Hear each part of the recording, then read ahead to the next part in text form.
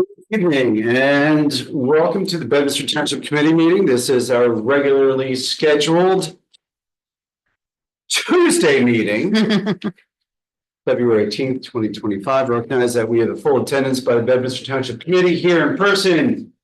Committeeman Hickey, Committeewoman Reski, Committeewoman Fernandez, and participating remote via Zoom, Committeeman Doug Stevenson. Hi, Doug. And we have a special guest today, stand-in for Attorney Bellario, Attorney John Morris. John Morris. And John, you live in Bedminster. Gatehouse. Welcome. Ms. Ray, may we please have the Open Public Meetings Act statement? Yes, Mayor. Adequate notice of this meeting of the Township Committee was sent to the Courier News Somerville, Burnsville, and Whitney, and to all subscribers and posted at the Township Municipal Building on January 7th, 2025. Great. Please join me in standing for the Pledge of Allegiance. I pledge allegiance to the flag of the United States of America and to the republic for which it stands, one nation, under God, indivisible, with liberty and justice for all. This is the time of the meeting that we open up the microphone or the Zoom session up to public comment. Any member of the public wishing to make a statement, ask a question. No answers are guaranteed. Now is your opportunity to do so. No one in the audience is raising their hand, and unless Chief Bernardo wishes to make a statement, I don't think I've we seen have that. any public comments. Moving on, we have two sets of meeting minutes to approve: February 3rd Township Committee meeting and February 10th budget work session. I don't have Comments no from problem. TC. Take a motion to approve the minutes. The copy of the February 10th aren't in here. They're not. Mm-mm. I did send them out to everybody. Yeah. Still, motion to approve the minutes. I'll make that motion. Second. All in favor? Aye. Thank you. We have 1, 2, 3, 4, 5, 6, 7, 8 permits and raffles to consider. So Let's run through. if you don't mind, we do the other ones. I know Rob from Advance is going to be coming for the special use permit. Okay, so we'll Not here hold. yet. We'll hold special use permit A off, and we'll proceed to And here it comes. on you. And there it is. You're up. To go to some other permits. Do you want to catch your breath? I'm good. You ready? I'm good. Yes, Are sir. you sure? Yes, sir. Okay. Want to have a seat? Sure. Excellent. Hello, everyone. So we will consider special use permit A, and this is for Advanced Realty located at 1450 Route 206. This is for temporary signage at the Fresh Head headquarters construction site. This special use permit would run through May 31, 2025. The material for the special use permit is in your binders, and you may have seen it. It's part of the package that Robin sent out earlier. So we do have Rob Paradat from Advanced Realty to walk us through what's being requested. So Rob, turn it over to you. Thank you, Mayor Jacobs. Committee members, thank you for having me tonight. We're really excited about the way that that the project is progressing. The Fresh Pet building is coming together. Though it is hidden behind tarps for now, so for a grand reveal come springtime. The request is really just couple reasons. One, to let everyone know what's going on. I think to just announce this is the future home of Fresh Pet, but also to give acknowledgement to the general contractor, Iron Hill Construction Management, and for our lender, Connect One Bank, for making this project a reality. So hoping that this won't be up even through, we hope to have that fence down well before the end of May. But yeah, the idea is to keep it simple. These are 3 foot by 6 foot. We would attach them as one strip, so it would look as if it's a single 3 foot by 24 foot sign. But it'll be relatively unobtrusive, facing 206, and just so people know what's going on. Robin, can you go to your email so that we can put on the screen? I can't access email from this computer.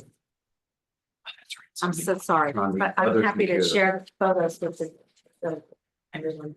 Yeah, sure. Okay, I think that'd be good. So I just, I'm sure that camera's gonna pick this up. So one for future home of Fresh Pet. Iron Hill as the contractor doing construction. Advance as the property owner.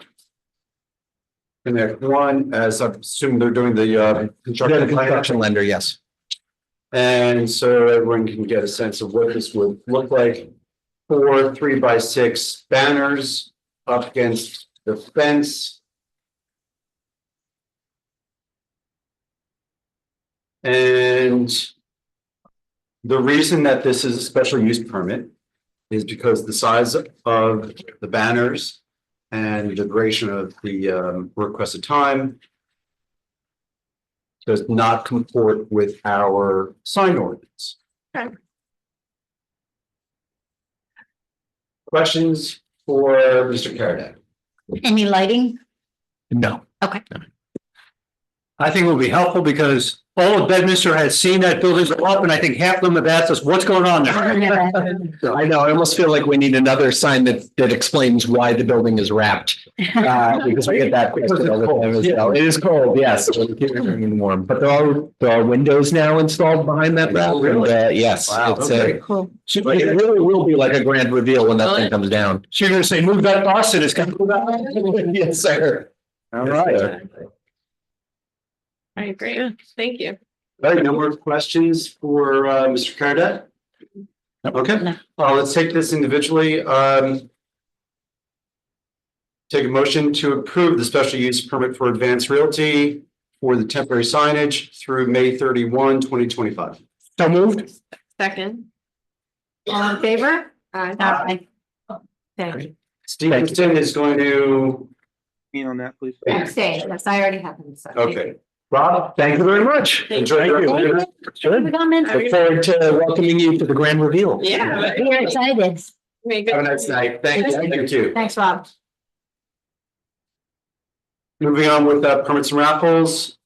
Annual seasonal farm market permit for Burt Mill Cider at the Bedminster Farmers Market at River Road Park.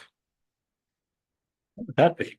What's that? What would that be? They haven't been approved yet. I don't believe the farmers market has approved anyone for the 2025 season. But I guess in anticipation of being approved. The next is an annual seasonal farm market permit for Sky Acres Winery at the Bedminster Farmers Market located at River Road Park. Next, a social fair permit to benefit the Friends of the Clarence Dillon Public Library on May 3rd, 2025 from 5 to 7 p.m. at the Clarence Dillon Public Library. A social fair permit to benefit Expect Miracles Foundation on September 29, 2025 from 7:30 a.m. to 4 p.m. at Fiddler's Elbow Country Club. A social fair permit to benefit Hope Chest Scholarship Foundation on June 3rd, 2025 from 11 a.m. to 6 p.m. at Fiddler's Elbow Country Club. An off-premise 50/50 raffle to benefit the Willow School on May 19, 2025 at 2 p.m. located at Hamilton Farm Golf Club. And an off-premise 50/50 raffle to benefit Pottersville Volunteer Fire Company on December 10, 2025 at 8 p.m. located at the Pottersville Volunteer Fire Company.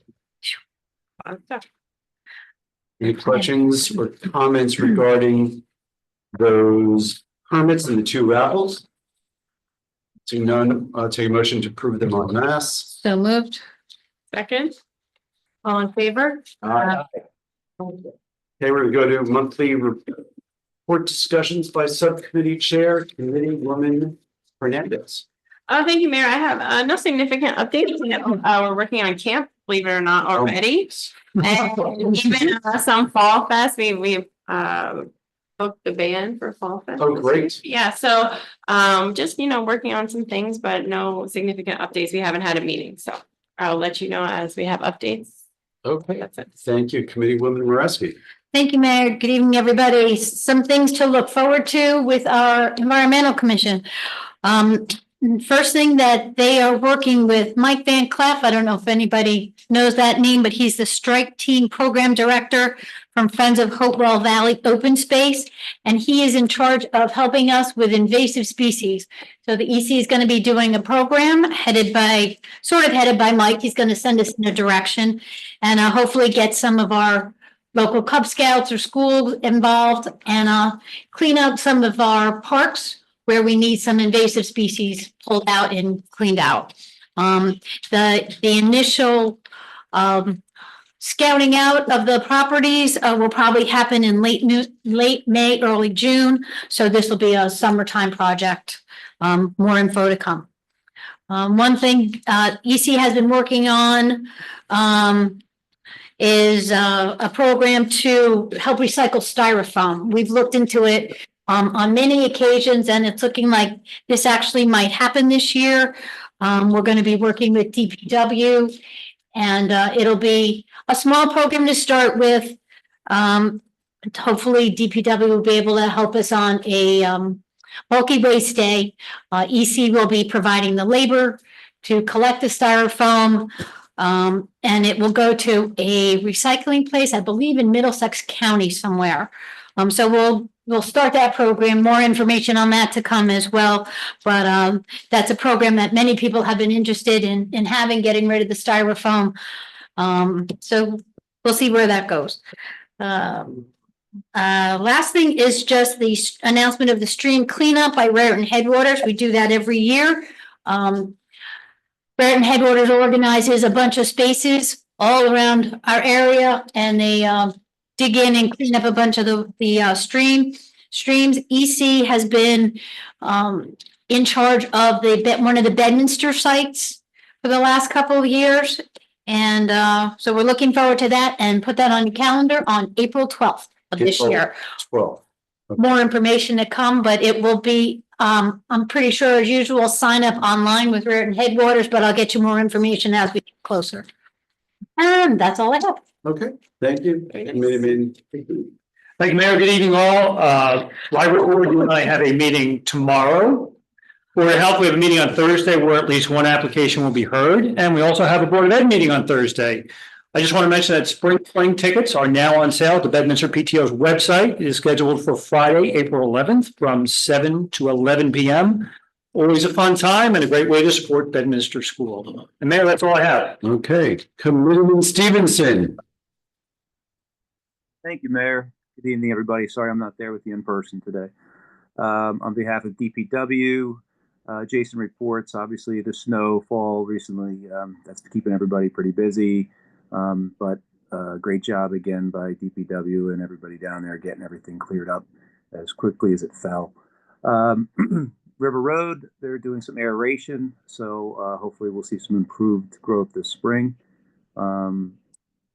Jason reports that we've got a DEP inspection that received a very positive review. I'll let him speak a little bit more about it next time, but I got a positive review from the state.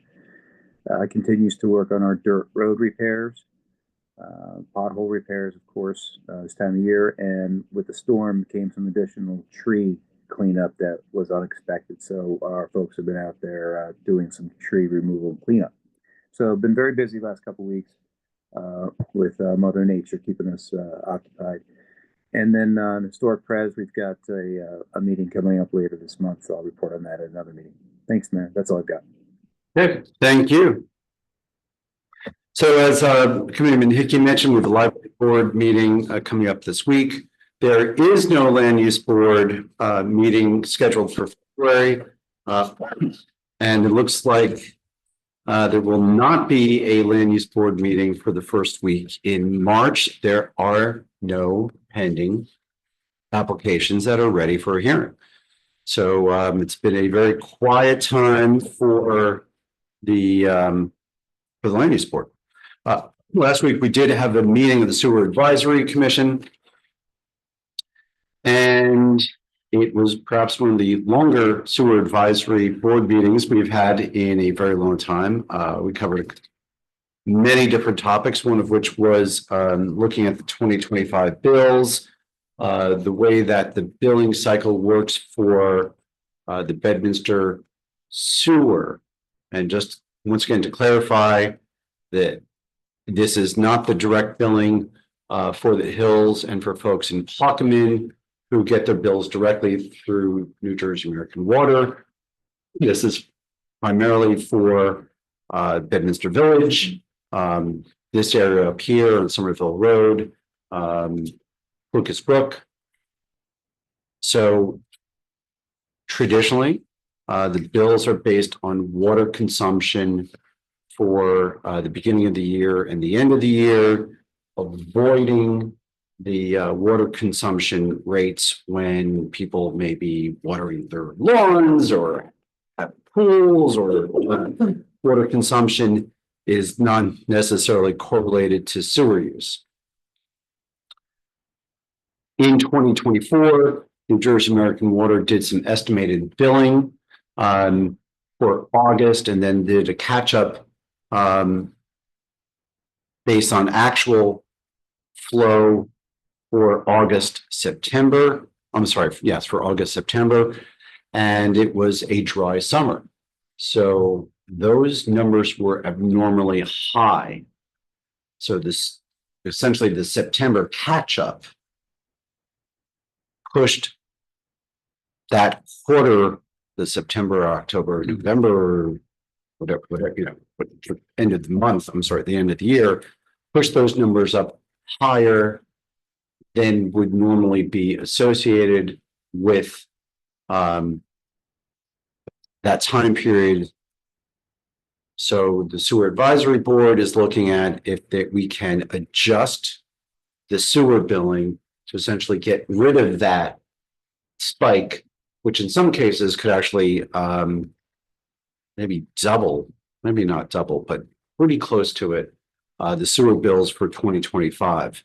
So we're being a little creative, and I do want to point out Ms. Ray, who brought this to our attention, and recognize that there's some irregularities based upon that August, September time period. So thank you, Robin, once again for pointing that out. And the Sewer Advisory Board is going to make some recommendations back to the Township Committee on how those bills should be adjusted. Also, during that meeting, we talked about some sewer repairs. There's some manholes along Main Street that are in disrepair and may need to be replaced, particularly up by Delicious Heights, where Hillside hits Main Street. We also got an update on the pump station project right across the parking lot. And it's expected that we'll be breaking ground on that soon. Very soon. And then we also talked about an issue that's been brought up many times before. The sewer extension, bringing sewer to Deer Haven, Old Dutch, Berkshire Court, and Ski Hill. And we went through the issues again, that you're looking at properties that were probably, well, here we go. We have some very old aerials that were dropped off. Yeah. My guess is 50s and 60s. So we're looking at properties that are 70 years old. You know, 1 acre properties, maybe a little over 1 acre properties. Ski Hill is on a hill. Old Dutch, Berkshire, Deer Haven, they're on a hill. So even if you have more than 1 acre, you don't have a lot of necessarily usable land. So a lot of these properties may be on their second septic system and do not have room to install a third septic system. Mounding is probably not available. And so the choice is dig up maybe a quarter acre of your yard to put a new septic system in when the existing ones begin to fail. And this could have some environmental consequences because at the bottom of the hill is the Peapack Brook. And, I think we need to, once again, take a hard look at what can we do to bring sewer to these neighborhoods. Because sooner or later, we're going to see failing septics and folks are going to put a boatload of money into getting their properties ready. Once again, there is a sewer main that runs down Peapack Road at the bottom of the hill on the other side of the brook. Or alternatively, it's been discussed doing a pump station and coming back down 202. So the sewer advisory has a strong recommendation to revisit the engineering issues with our municipal engineer. And the recommendation was start looking at what we can do there. So long sewer advisory board meeting, but very productive. And that's what I have for my updates. Ms. Ray, please have the administrator's report. Yes, Mayor. So last week we had our budget meeting number 2. So this week I've been preparing for budget meeting number 3, which is this coming Monday. They'll just keep rolling. We conducted CFO interviews last week and a follow-up again for this Friday for another interview.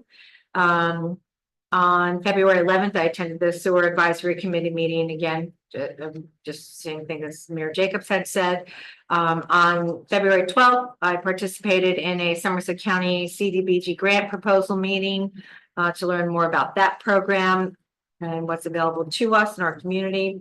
On February 13th, I attended the Miller Lane Pump Station pre-con meeting with our contractor is JVS Industrial. And so now we start ordering all of the equipment and get rolling on the project. So contract's been awarded and here it is. So it'll be a fun summer. And tomorrow we have our roof, town hall roof project pre-con meeting with the contractor to tell you, keep everybody involved as to when that project's going to start and how it impacts the municipal building and court and everything else. We have Thursday, we have the Somerset Hills Public Safety Committee meeting, Mayor. And on Friday, we have, like I said, CFO interviews and then budget meeting on Monday. So a lot of prep work this week. In addition to working on preliminary gathering information for the state of New Jersey, the DCA LEAP grant, which is a local efficiency achievement program. A LEAP grant is like a shared service with other municipalities. We plan on working with Peapack, Gladstone, and the borough of Far Hills to purchase a street sweeper. By the time we get word, it probably won't happen until the beginning of next year. So that'll be a 2026 budget item that we'll need to fund. And so just for a quick update. So what are we doing with street sweeping currently? We rent? We have to contract out for it. That's part of the new stormwater, New Jersey state stormwater regulations. We're going to have to step it up and do 3 street cleanings per year, which right now there's no requirements. And we are going to have to clean out all of the sewer drains. So the type of equipment that we're going for will do both. And by the time it finishes Bedminster and then goes on to the borough of Far Hills, then it goes to Peapack. There'll be time to come back to Bedminster again for our second cleaning. So we'll just keep rotating that around. And we figured it works well with the 3 towns based on the miles of roads that we each have, as well as the number of storm drains that we each have. So that's how we're going to be dividing up the shared service as well. Great. Thank you. Chief Bernardo, do you have any updates on Community policing. Hi, good evening. Just a reminder, Thursday at 12 o'clock at the library, our detectives are going to be doing a safety presentation for anybody who is interested. And that's all I got, Mayor. Okay, thank you, Chief. Moving on to ordinances, we have no ordinances to introduce tonight. We do have a public hearing. The public hearing is on ordinance number 2025-001. This ordinance would amend section 3-19, property maintenance, VN Village Neighborhood Zone and Senior Citizen Housing Zone, and would include the R1 low density residential zone, the R1 district, and also make some adjustments to that ordinance to include on property maintenance issues such as solid waste, wood chips, mulch, brush, dead trees and limbs. I think we've discussed this at length, both as new business and when we were moving to introduce the ordinance. I'll take a motion to, I'll take a motion to open the public hearing. So moved. Second. All in favor? Aye. Thank you. Okay, so we've gone through the discussion of this ordinance before. Do we have any further questions or comments or anything from Attorney Morris or Ms. Ray that you'd like to talk about with regard to the ordinance? You don't have to. No new comments. Okay. All right, any comments from Township Committee members on the ordinance? No new comments. On behalf of like the people who live in the neighborhood or drive by that neighborhood, unsightliness is greatly appreciated, this ordinance. Okay. All right, I'll open the public hearing for public comment. Any members of the public wishing to make a statement about the ordinance, now is your opportunity to do so. Nope. Okay, seeing none, take a motion to close the public hearing for ordinance 2025-001. So moved. Second. All in favor? Aye. And now take a motion to approve and adopt ordinance number 2025-001. So moved. Second. Roll call vote, please. Mr. Stevenson? You're muted. I can't hear you. That shouldn't be, Mr. Stevenson? doesn't say I'm muted. Aye. Mr. Hickey? Aye. Ms. Moreski? Aye. Ms. Fernandez? Aye. And Mayor Jacobs? Aye. Thank you. Okay, thank you. We have one item on the consent agenda. That's an item of routine nature. Any member of the Township Committee can pull that one item off for individual consideration. Seeing none, take a motion to approve the one item on the consent agenda. So moved. Second. Roll call vote, please. Mr. Stevenson? Aye. Mr. Hickey? Aye. Ms. Moreski? Aye. Ms. Fernandez? Aye. And Mayor Jacobs? Aye. Thank you. And this sounds, but we have no other resolutions for consideration tonight. So we'll take a motion to approve the bill list pending review of individual invoices. So moved. Second. Roll call vote, please. Mr. Stevenson? Aye. Mr. Hickey? Aye. Ms. Moreski? Aye. Ms. Fernandez? Aye. And Mayor Jacobs? Aye. Thank you. Member of the Township Committee have any items they want to put up for discussion under new business? Seeing none, we will go to one of our favorite items What would that be? under old business. And by favorite items, I really don't mean that, but utilities. Yes, Mayor. Committeeman Hickey, Thank you, Mayor. we had some wind. We had some wind. The good news is our outages were limited. And the largest outage we had was actually at the shopping center in Pluckerman, but that issue has been resolved as of about midday today, which is good news. If you'll permit me for a few minutes, I'd like to step on my soapbox and talk a little about JCP&L. Sure. As you may have heard, electric rates are expected to increase across New Jersey beginning on June 1st. Ratepayers supplied by JCP&L will see an average estimated bill increase of 20.2%. 20%. Believe it or not, this is not JCP&L's fault. And their fault, they had a lot of faults, but this is not one of them. On your JCP&L bill, you may have noticed two line items. One for basic generation services and another for delivery service charges. This increase involves the former, basic generation services, which JCP&L passes directly on to the consumer without a markup. Just as a refresher, JCP&L is a utility provider, which means they provide electric transmission and distribution services. They don't generate power. They don't own power plants. Instead, like many of the utilities here in New Jersey, they purchase power from PJM, which is an organization that signs interconnection agreements with the companies who own the power plants and generate electric power. PJM is an energy wholesaler. They buy energies from suppliers and they sell it to utilities using a market-based approach. PJM buys capacity in a daily energy market to address real-time energy needs and also buys capacity in advance to address longer-term needs. We're talking about years. Why am I boring you with all this? Well, go back to your first economics lesson you learned back in junior high school, the law of supply and demand, which still applies even to this day. The energy market, like all markets, reacts to supply and demand.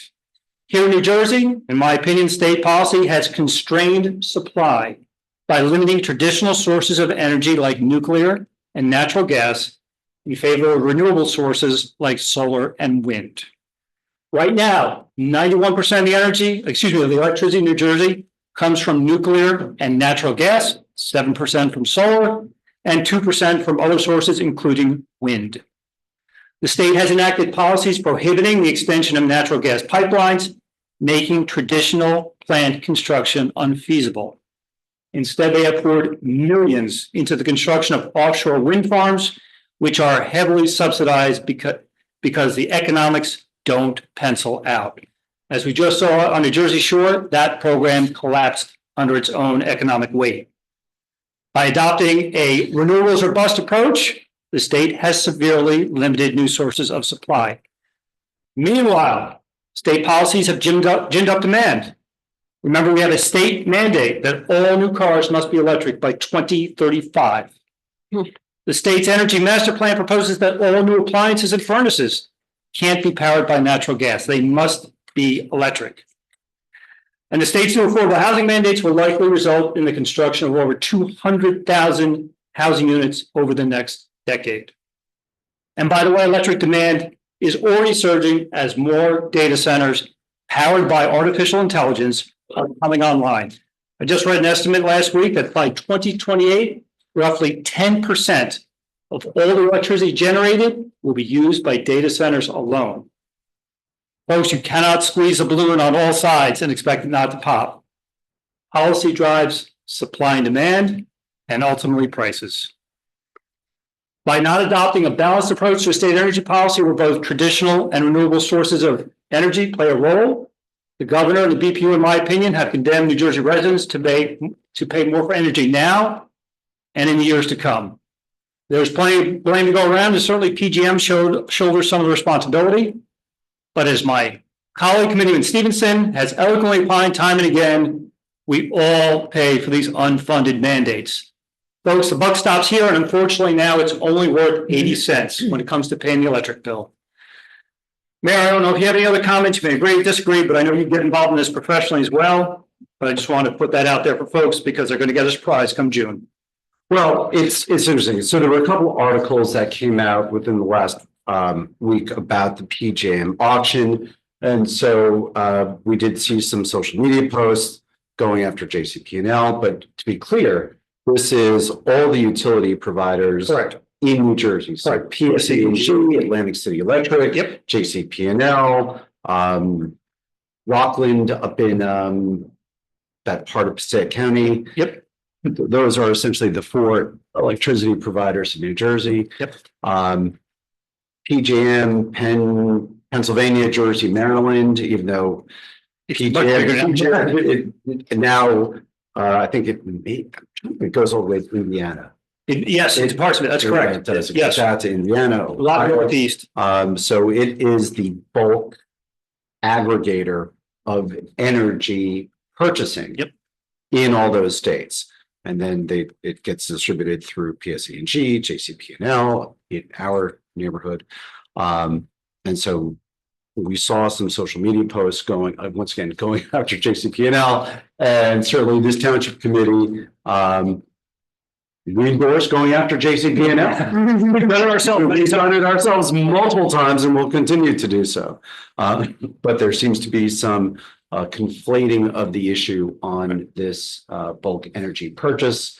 A lot of finger pointing at JCP&L saying, you know, you're going to raise our rates and we're still getting inadequate delivery and inadequate security in delivery.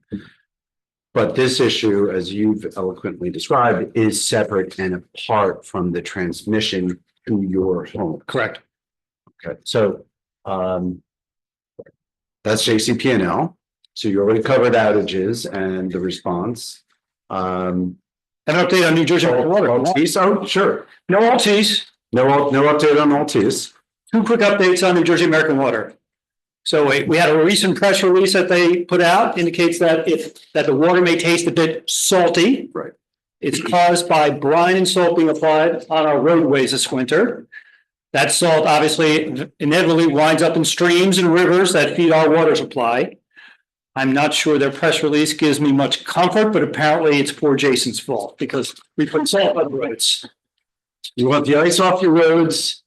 Got to salt the roads. You got to salt the roads. Exactly. And the salt is going to get Back into the ground and right. But they say it's temporary and they've got to fix, they've got to do some upgrades at the water stations themselves. So it's a temporary situation and my understanding is that it should have been addressed already, resolved. That's my understanding as well. So they also put another press release out and said if the tap water tastes like pool water, you don't have anything to worry about. So according to them, it's part of their annual maintenance program for water distribution systems. They're temporarily shifting from chloramine to free chlorine as they treat the water. That treatment will start during the week of February 10th, which was last week, and continue through mid-April. So if your water tastes a little funny, those are one of the two reasons. So comforting. Yes, so very comforting. I like my tap water to taste like lemon spritzers, you know. I just have a really quick question. I don't know. I remember a few months back, JPNL was here talking about they're going to do upgrades to the generator station. Is that anything to do with the fee increase or no? No, All their generator stations? no. So that is all substation upgrades. Substations. So that's part of the transmission and obviously the delivery of power to your homes and businesses. Totally separate. Okay. That will be on the second line item in the bill, which is delivery charges. Okay. Very good. Thank you. But I'm glad you asked that question because I have a call into JCP&L. Obviously, they were seeking BPU approval for certain improvements. I know that's been through BPU review, but I want to find out how much of that has been allocated towards Bedminster in terms of specific projects. They promised we'll get that information, and then when we get it, we'll pass it on to everybody here. Very good. It's also my understanding that there were upgrades that were allocated to Bedminster separate and apart from the most recent rate increase. Yes. So while you're at it, if you I can get the whole package. those earlier Yes. upgrade stakes. And some of those have been completed, including the work at the substation in Burnersville. Others are still in progress. Okay, great. But I will follow up. Thank you. Talking Park Senior Housing, I did create some messages with Attorney Bellardo. No update on that. Somerset Hills Public Safety Committee meeting. As Ms. Ray mentioned, we do have a Teams conference set up for this week. So we'll have an update on our next Township Committee meeting. And that's all we have on our agenda. We will proceed to Township Committee comments. We do not have an executive session, so we'll go through Township Committee comments, and then we will adjourn for the evening. Committeewoman Fernandez. Thank you, Mayor. I just wanted to say thank you to Jason and our DPW department again for all this ice and just all this weather we've been having. They've really taken good care of our roads, so I'm very appreciative of that. And thank you, Mayor, for your meeting with the sewer advisory board and, really looking into evolving our town as, the years go by and the septic tanks kind of see something of the past. And you guys are looking into alternative means of disposing of sewage. So thank you for all your hard work on that. And thank you, Robin, for your meeting after meeting after meeting. She's prepping for it. And Oh, yeah, and it's budget meeting. It's budget season, yeah. so, thank you for her long list of administrative things she's working on. So that's all. Have a good night, everyone. Committeewoman Mareski. I just want to let everybody know that the EC meeting for March 5th has been canceled. And I will be bringing dinner to our budget meeting. So if anybody has a suggestion, let me know. That's all I have. Thank you very much. Committeeman Hickey. Yeah. Thank you, Mayor. By the way, Renee, great job. I think since you and I were on the EC, and it's probably back to when Larry was on EC, we're trying to figure out that styrofoam problem. Because I always feel bad, you get something and it's just tons of styrofoam. So if we can accommodate in some fashion, I mean, that's a great project to work on. And then just thanks to Jason, I stay up too late at night watching bad TV and I'll be up like 1:30 in the morning, I'll be looking out the window and suddenly I see the flashing lights and the trucks are out there and they are persistent. They do a great job as always. So many thanks to our DPW. What's interesting about the styrofoam is that a lot of styrofoam right now will actually have the recycling symbol on it, but it is not recyclable here in Somerset County. So it's just, which is something that we learned from the ESA. Committeeman Stevenson. You may not realize it, but you're actually talking to like the styrofoam king. King of styrofoam. You know what you could do, folks? Public service announcement. You can use your styrofoam to create winter scenes for all of your decorations. Stay. That's no lie. Anybody sees my my social media feed, we show our little snow scene, whatever. It's all styrofoamed out and painted up, so it's a good use of it. But it is a good use, and we should find something to do with that because that's stuff you can't ever get rid of. But other than that, I've got no comments. Everybody have a great night, and wasn't there tonight because I heard there was no food, so I figured I'd stay at work. I'm just kidding. So then it looks like you're in your office. Yeah, I'm in the office. There's no food here. Have a great night, everybody. Thank you, Doug.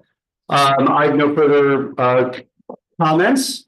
And at 7:43, I'll take a motion to adjourn for the evening. So moved. Second. All in favor? Aye. Thank you and good night. Thank you for coming tonight. Executive session. Do you want any executive session? Appreciate it. There's a section.